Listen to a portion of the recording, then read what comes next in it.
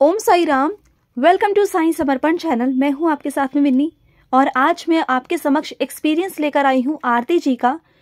जब आपने सुना होगा ना कि जब भी हमारे मन में बाबा के बच्चों के मन में जब भी शंका उत्पन्न होती है ना, या कोई सवाल उत्पन्न होता है, तो डेफिनेटली बाबा उसका जवाब देने आते हैं। कभी हमें संदेश के माध्यम से देते हैं, तो कभी स्वप्न के माध्यम से देते हैं, या फिर कभी किसी और के जरिए देते हैं। ये हम सभी को पता है ना। ऐसा कोई भी नहीं होगा जिसके पास में भी ये वीडियो पहुंच रही है ना, या जो भी ये सुन रहे हैं ना, सबको ये पता है कि बाबा हमें हमारे सवालों का जवाब अक्सर देते हैं, और सबको दिया होगा, है ना। जब भी हमारे मन में कोई डाउट्स होते हैं, कोई शंका होती है ना, तो डेफिनेटली बाबा आकर हमें जवाब दे के जाते हैं। तो ऐसा ही एक डाउट आरती जी के मन में आया था, एक शंका आई थी। आया क्या था, किसी के थ्रू उनके मन में डाला गया था। तो डाउट क्या था कि जो आरती जी है ना, उनके पास में एक ही रूम है, उसी में सब कुछ वो अच्छे से मैनेज करती हैं, उसी के अंदर मंदिर है, सब कुछ है। तो उनके ऊपर एक दीदी रहती हैं, वो उन्हें ऐसा बोलती थी कि मंदिर में ऐसा नहीं करना चाहिए, वैसा नहीं करना चाहिए, आपको एक कमरे के अंदर बाबा नहीं रखने चाहिए, पूजा नहीं करनी चाहिए, और जब भी आप खाना बनाते हो तो अलग से निकालना चाहिए। बहुत सारी चीज़ें जो वहम वाली होती है ना, कि आपको ऐसे नहीं करना, वैसे नहीं करना, बहुत सारी चीज़ें इनके मन में डाल दी। और ये परेशान कि ये ऐसा कैसे, अब मैं क्या करूं, अब मेरे पास तो एक ही कमरा है, एक ही सब चीज़ है, और मैं कैसे मैनेज करूं, और बाबा की पूजा मैं कैसे करूं, और क्या मैं कर रही हूं तो क्या मैं गलत कर रही हूं, क्या मैं बाबा की पूजा जिस तरीके से कर रही हूं तो वो क्या पाप है, वो पुण्य में नहीं, वो क्या पाप में तब्दील हो रहा है, वो क्या हो रहा है मुझसे, इन्हें समझ में नहीं आ रहा था।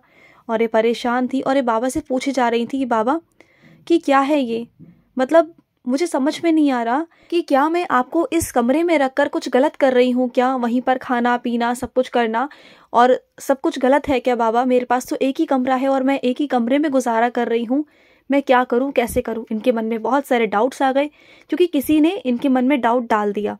और अक्सर ऐसा ही होता है हमारे सराउंडिंग्स में, कि हम जो भी कर रहे होते हैं, जैसा भी कर रहे होते हैं ना, बहुत सारे लोग कुछ ना कुछ सवाल जवाब करते हैं ना ऐसा, तो हमारे मन में बहुत सारे डाउट्स आ जाते हैं। क्योंकि कई लोग हमसे पूछते हैं कि आपके मंदिर में 2 मूर्ति क्यों है साईं बाबा की, या फिर एक जैसे 2 भगवान क्यों हैं, या फिर आपके मंदिर में ऐसा क्यों है, वैसा क्यों है, इस दिशा में क्यों है, वैसे क्यों है, वैसे क्यों नहीं है।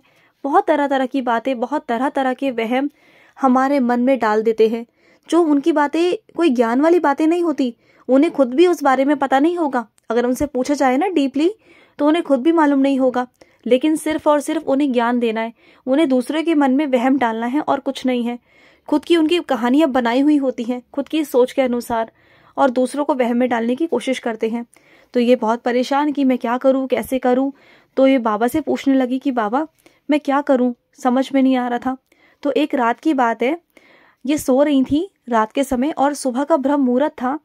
इनके सपने में ना ऐसा एक सपना आया कि बहुत भीड़ है, बहुत ज़्यादा भीड़ हो रही है, और इनके बच्चे छोटे छोटे हैं।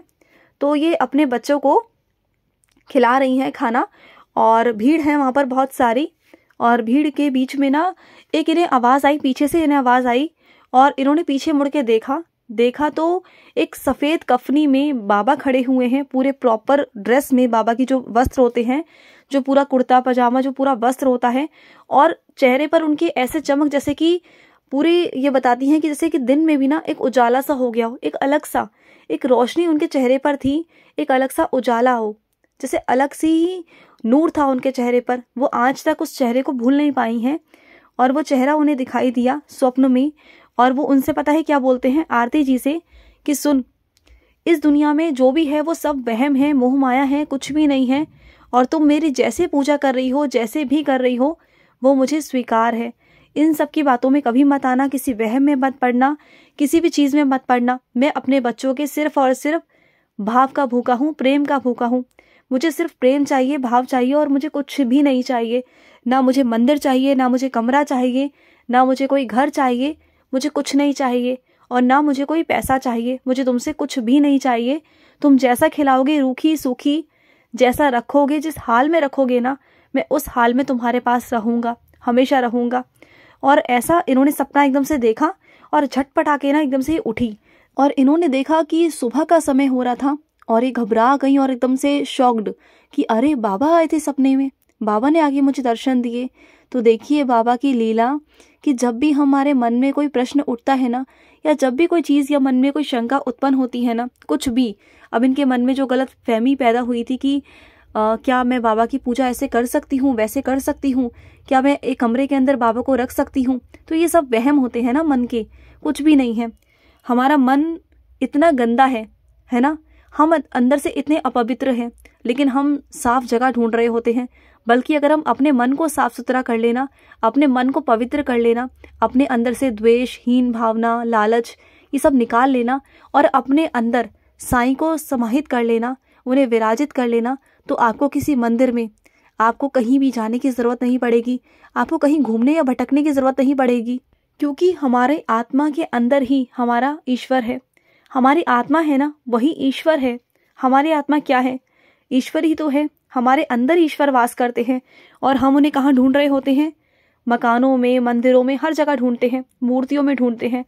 अक्सर हम लोग ऐसा ही करते हैं और सभी ऐसा करते हैं, लेकिन ना हमारे अंदर ही सब कुछ है। अगर हम माने ना, अगर अपनी आंखें बंद करें ना, तो हमें वहीं दर्शन होंगे। हम लोग ध्यान क्यों करते हैं पता है आपको? ध्यान करने से पता है कितने लोगों को ईश्वर के दर्शन हुए हैं। ध्यान सब ऐसे ही नहीं करते, मेडिटेशन सब लोग ऐसे ही नहीं करते। ध्यान इसलिए करते हैं कि अपनी अंतरात्मा को अपने आप से जोड़ सकें। उसी के अंदर ईश्वर वास करते हैं, वही शांति है, वही सुकून है, वही सब कुछ है। हमारे अंदर ही पूरा ब्रह्मांड बसा हुआ है।